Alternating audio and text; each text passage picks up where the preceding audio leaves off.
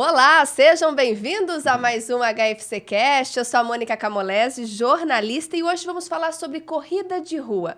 Você, hein, já está praticando corrida de rua, mas passou no médico antes para ver como é que está a saúde do joelho, dos pés? Será que suporta? Será que a gente pode fazer alguma coisa para prevenir as dores?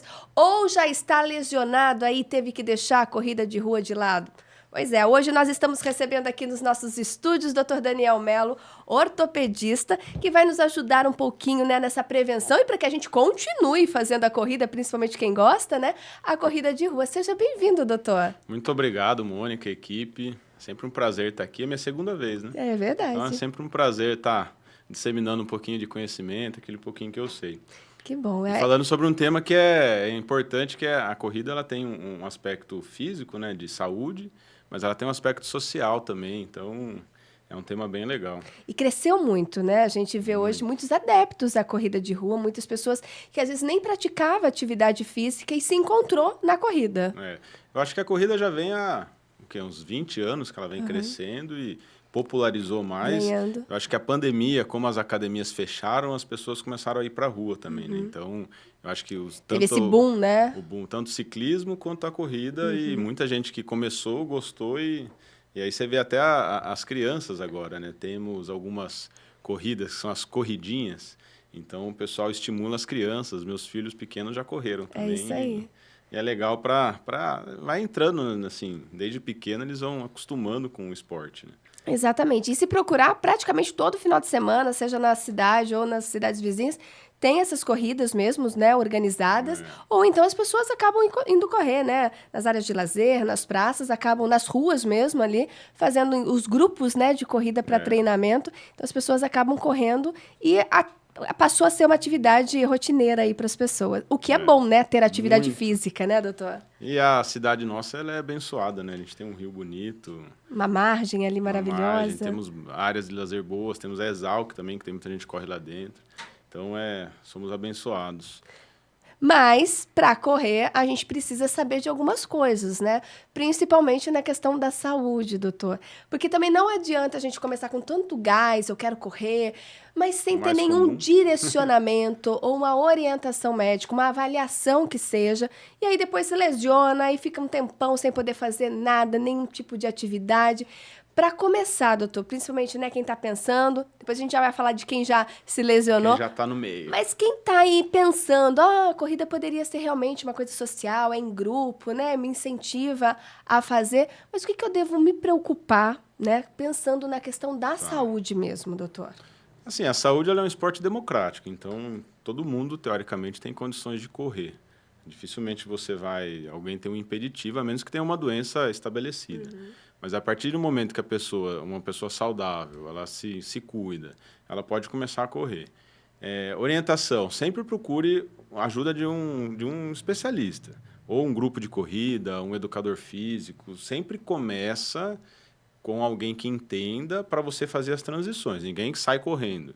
Então, vou começar a correr, vou correr, né? 20 km amanhã. Não, existe toda uma graduação. Você começa andando e trotando, aí você vai aumentando o trote, diminuindo a caminhada. Então, tudo é uma transição. Comecei a correr, estou com alguém me orientando, comecei a ter dor.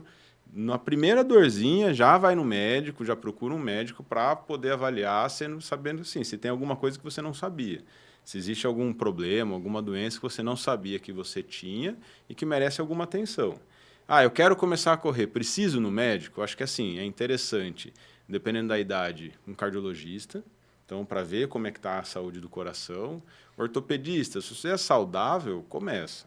Depois você vai. Se não precisa assim, vou fazer um check-up para saber se eu posso correr. Não, todo mundo, teoricamente, pode correr. E aí, no caso, sentiu essa dorzinha, muita gente acaba deixando pra lá. Foi ali que eu pisei de um jeito diferente, então a ver que é isso a consequência. Ou é que eu não estava correndo, e aí agora que eu estou me movimentando, tem essa dorzinha. Qualquer dorzinha é para chamar atenção. Qualquer dorzinha chama atenção. E assim, outra coisa que é importante, os grupos, quem assim, cuida dos grupos, ele sempre orienta essa outra parte, que assim, a corrida é um esporte aeróbio, ela envolve muita capacidade cardiopulmonar, mas você não pode esquecer de desenvolver a musculatura. Então, todo mundo que corre, é importante você também fazer parte de um condicionamento. Uma Então, musculação, por exemplo. Uma musculação, fazer alguma atividade para você desenvolver a musculatura. Que é isso que, assim, a corrida é um esporte que você correndo, quem já habituou a correr, você flui. É que nem andar, você flui, mesmo correndo, você está fluindo. Então, alguns grupos musculares participam bastante, outros grupos musculares não participam. Por isso que é importante a musculação para você corrigir o equilíbrio, equilibrar. Equilibrar.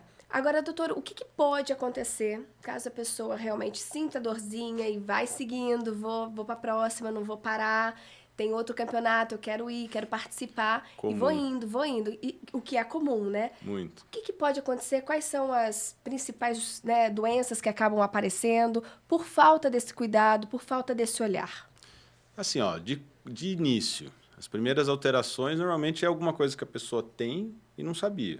Por exemplo, um pouquinho de desgaste no joelho, alguma alteraçãozinha no pé, alguma inflamação de tendão que já tinha e que aí você começa a forçar, começa a aparecer.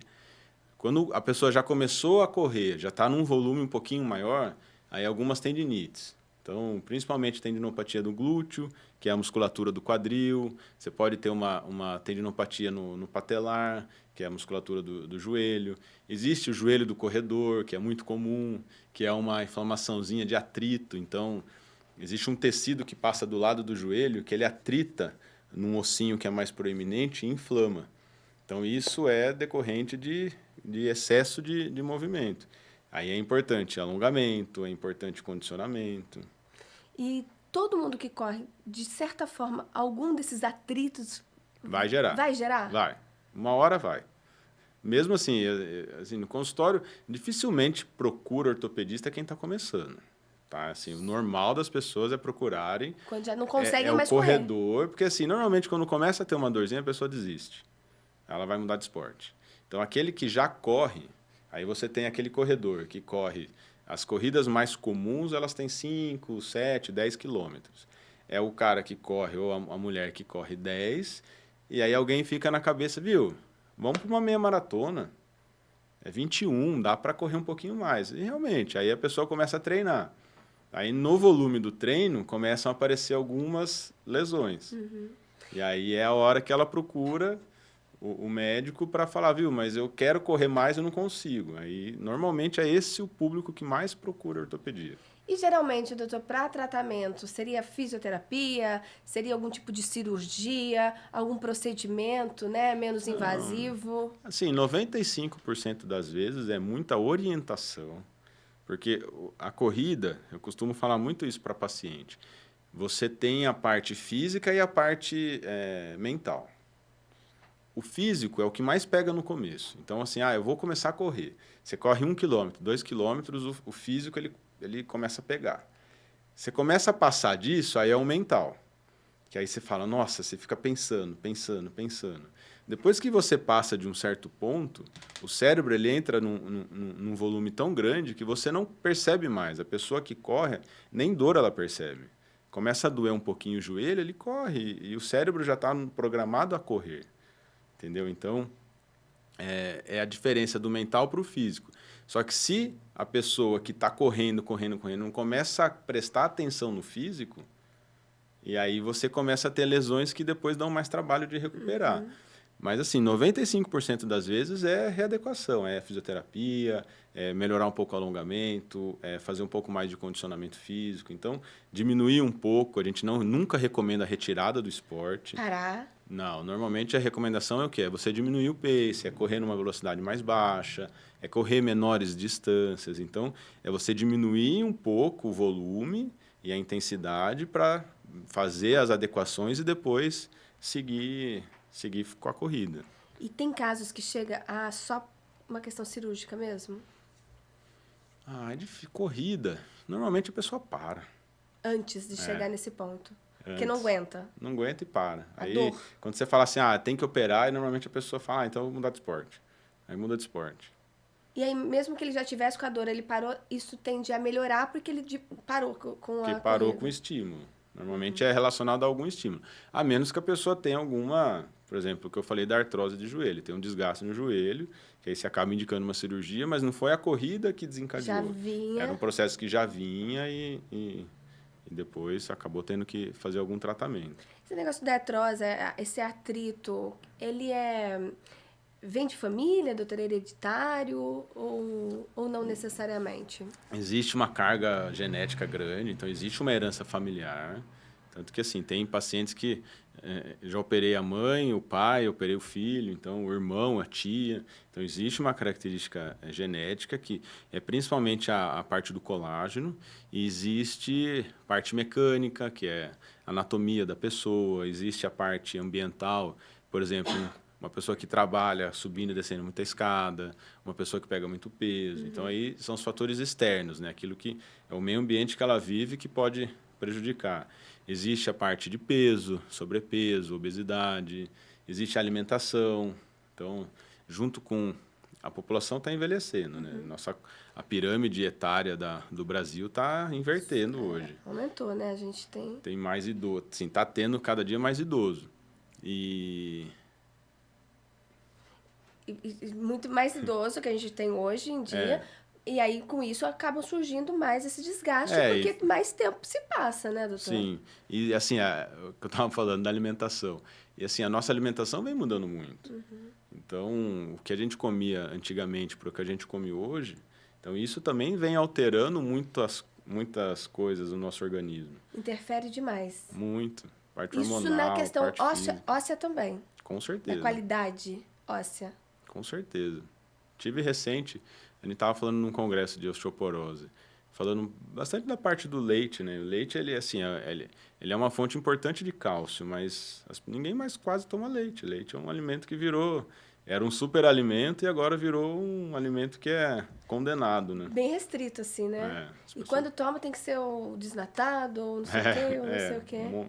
É uma água branca. Por conta, né, da questão mais que não pode, intolerância à lactose, tem várias... Então, muita gente nem tem intolerância, mas acaba não tomando leite. Não tomando porque entrou nesse... Mas, quando a gente pensa em osso, o leite é importante. Muito, muito importante. Acho que a alimentação, mesmo para quem corre, assim, falando sobre a corrida, você vai ter uma prova, você tem que dormir bem, você tem que se alimentar bem, então... Tem que ter, assim, a parte de estresse, tem que estar menor. Então, tudo é importante, né? A corrida, ela é um esporte que tem que ser levado a sério, né? As pessoas levam muito a sério. Mas, para você se dar bem no esporte, você também tem que ter um estilo de vida que seja compatível àquilo que você está fazendo. Tudo bem. Agora, uma pergunta que chegou, né, quem é os interessados nas corridas, as cãibras, doutor, tem alguma coisa para minimizar? Por que acontece? Seria uma falta de alongamento? Ou seria questão de alimentação? Por que elas acontecem? É uma pergunta boa. Na verdade, assim, a cãibra, ela é uma fadiga da musculatura. Então, o músculo, ele pega energia da glicose, principalmente. Quando começa a faltar isso... ele começa a não conseguir a energia que ele precisa, ele fascicula, ele faz aquela contração e dá a cãibra. O que a gente usa para cãibra? Assim, pessoas que têm cãibra. Primeiro, você tem que avaliar a parte alimentar assim, em relação a nutriente, assim, fruta, verdura. Pode ser falta de nutriente. Pode. Segundo, você tem que avaliar o volume. Então, assim... Quem corre maratona dificilmente faz treinos de maratona. Você corre sempre menos daquilo que você vai correr. Então, o seu corpo está acostumado com 32 quilômetros. De repente, você corre 42, pode ser que ele fadigue nesses 10 quilômetros a mais. E assim, de suplementação, a gente usa muito o magnésio, que é bom, e a vitamina B. Tem gente que dá muito certo, tem pessoas que tomam e mesmo assim continuam com a cãibra. Então... tem que ir buscando para saber se não está fadigando demais. Às vezes é volume, o volume está um pouco exagerado. Por isso que eu falo, é sempre legal ter o profissional que faz o grupo de corrida, normalmente é educador físico, porque ele tem a vivência. Dificilmente ele é um treinador que nunca correu. Então, ele já tem um pouco a vivência, ele já sabe como é que funciona. Então, às vezes, diminuir o volume, diminuir a intensidade, isso tudo ajuda a recuperar contra a cãibra. Mas, assim, remédio específico, não tem. Ah, mas, doutor, tá doendo, mas aí quando eu começo a correr, o sangue esquenta, sabe? E aí a dor some. E aí eu consigo fazer o meu percurso. Mas depois, no outro dia, ela volta e volta com tudo. Por que isso acontece? Então, entra em algumas partes que nem eu falei do joelho do corredor, que é um atrito. Quando você está no meio da corrida, primeiro que entra adrenalina também, né? adrenalina, tudo isso, né? você alonga mais o tendão, a face, ela fica mais alongada, então o atrito diminui. A parte mental que eu falei entra em ação, então o corpo começa a sentir menos dor. O corredor tem dor, todo mundo que corre maratona tem dor. Você perguntar se tem, lógico que dói, mas não é o suficiente para eu parar, então eu continuo. Mas é principalmente porque está esquentando e adrenalina. Esse é o principal fator, porque não dói. E aí depois sente. Paga o pato. Paga o pato. Paga o pato. A gente falou bastante do joelho, mas aproveitando que o doutor tá aqui, também falou um pouquinho do pé, né? Dos nossos pés, né? Na hora de correr. O que a gente também tem que se preocupar? Porque os pés também sofrem grande impacto ali com a corrida, né, doutor? Sofre. Então, pé, a recomendação, assim, tênis tem que ser adequado, tá? Não precisa ser o tênis mais caro da prateleira, mas tem que ser um tênis que seja adequado à corrida. Segundo ponto é que tem que ser um tênis que você se sinta confortável. Então, assim, tem muitos tênis que tem pessoas que usam e não gostam, e tem outros que você põe no pé e fala, nossa, esse tênis parece que casou. Porque aí tem um pouquinho a parte da sola do tênis, eles têm alguns reforços. De então, amortecimento. alguns se adequam mais ao seu tipo de pisada do que outros. Existem os tipos de pisada, tem gente que corre com o calcanhar primeiro, tem gente que corre com a parte da frente. Isso normalmente o personal ele consegue te ajudar um pouco nesse ponto, porque cada estilo você sobrecarrega uma parte do pé. E assim, é importantíssimo você estar alongando bem a panturrilha, porque o Aquiles, que é o tendãozinho que tem atrás do tornozelo, ele sofre bastante, então é muito comum você ter tendinite de Aquiles e às vezes tira as pessoas da corrida. Existem aquelas meias de compressão que ajudam um pouco também, ele ajuda um pouco a parte do pé. Eu acho que é mais... essas meias, além da circulação, que ela também ajuda, então também pode ajudar nessa parte Ela ajuda um pouco também. a parte da compressão do muscular. Na vascular também, né? Vascular também. Que acaba sendo importante também para usar. Mas entre pé e joelho, qual que é mais, que sofre mais aí? E o quadril também, né? O quadril também sofre bastante. A gente tem bastante atrito na parte lateral do quadril. A musculatura, às vezes tem pessoas que têm dor no joelho porque a musculatura do quadril está um pouco mais fraca. Então, tudo. Descobriram que o doutor está aqui fazendo o HFCQ, já começa a chegar a pergunta. Amém. O que seria a canelite? Fala um pouco pra gente. Essa eu nunca ouvi falar. Essa é boa. A canelite, ela é uma inflamação que dá na parte de dentro da perna. Então, assim, onde tem aquela parte de dentro da perna, você começa a ter uma inflamação ali. Mas é músculo ou é osso mesmo? Então, o primeiro termo técnico que a gente usa chama periostite. Perióstite é uma capinha que reveste o osso. Então, alguns tipos de pisada, você começa a ter uma sobrecarga no osso da tíbia. Isso é no osso mesmo.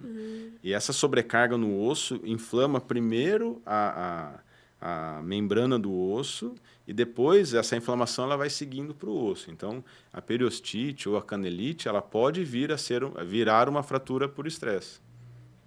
Então, ela pode, se você insistir, eu corro com dor, o limiar de dor às vezes é um pouco mais alto, a pessoa consegue sentir a dor e não precisar de remédio, precisar parar. E aí isso aí vai causando como se fosse uma trinquinha no osso e essa trinca vai evoluindo até formar uma fratura por estresse. Então a canelite ela é o começo de uma fratura por estresse. Olha, então pode acontecer até a fratura. É difícil porque normalmente quando você começa a evoluir muito o sintoma, aí a pessoa para.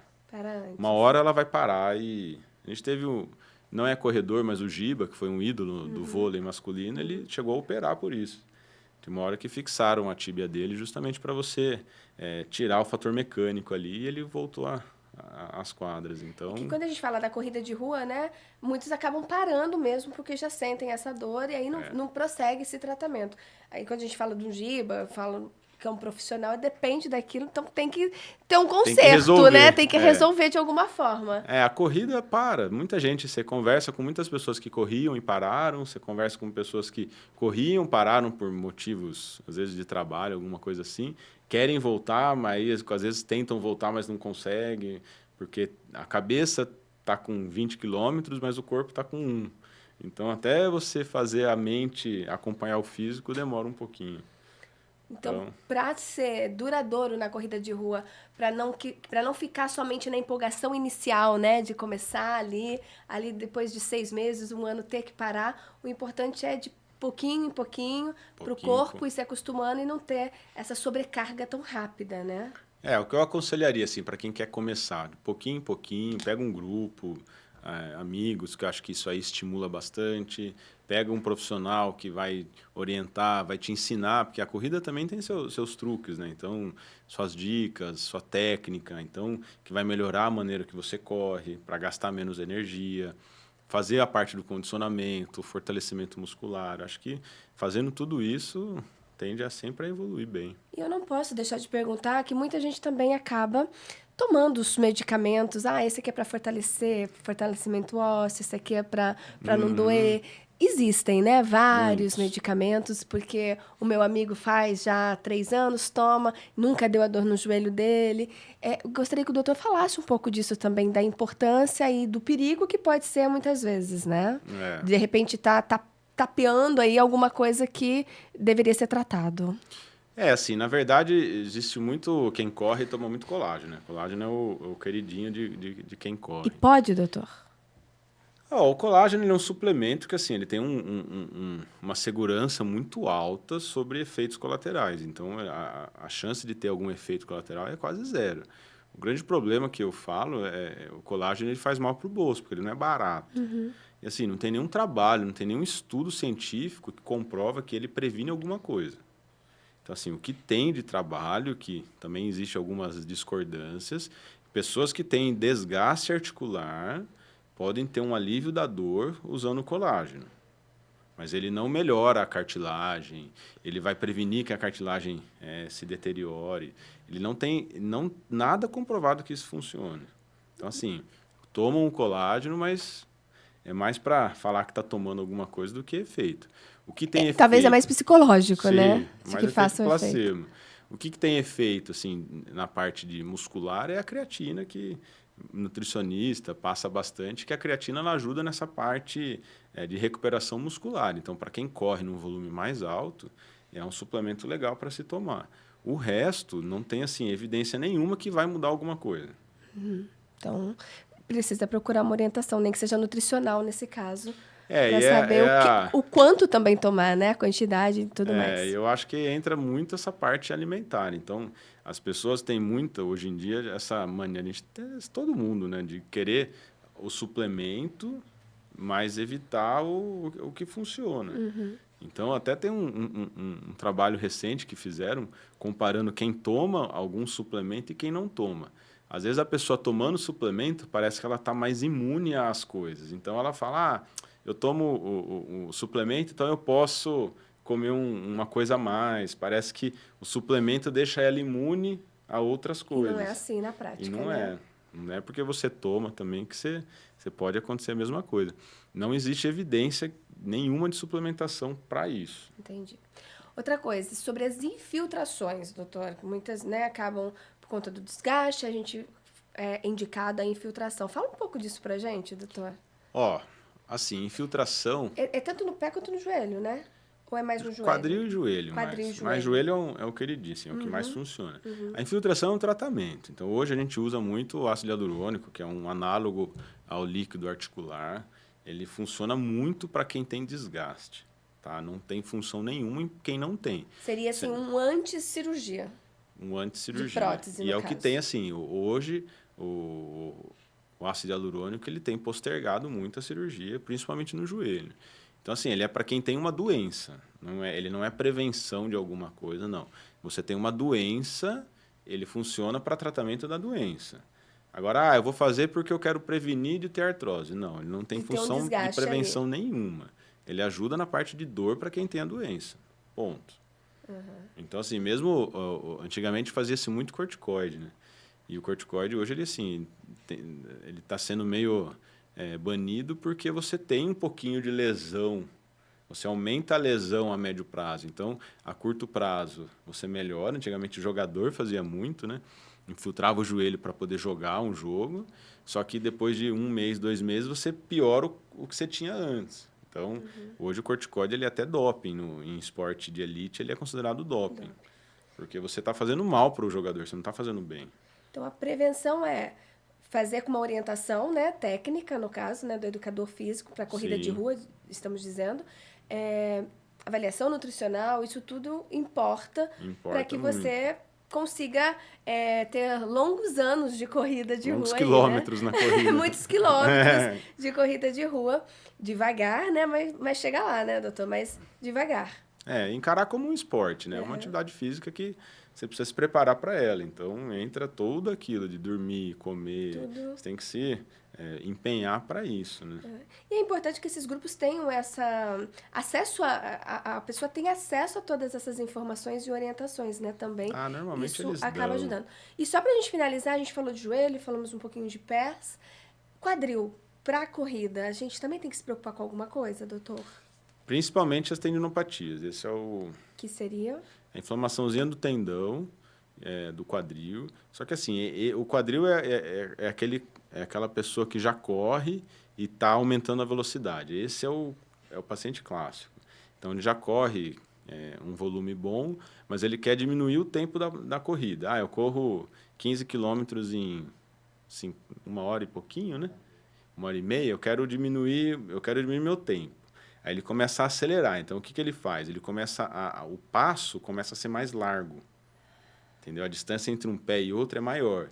E isso você aumenta um pouquinho o atrito no fêmur, ali no quadril, e aí pode gerar uma inflamaçãozinha. Então, esse é o mais comum do quadril, é a tendinopatia glútea de quem está querendo diminuir o pace. Mais uma vez, devagar e sempre.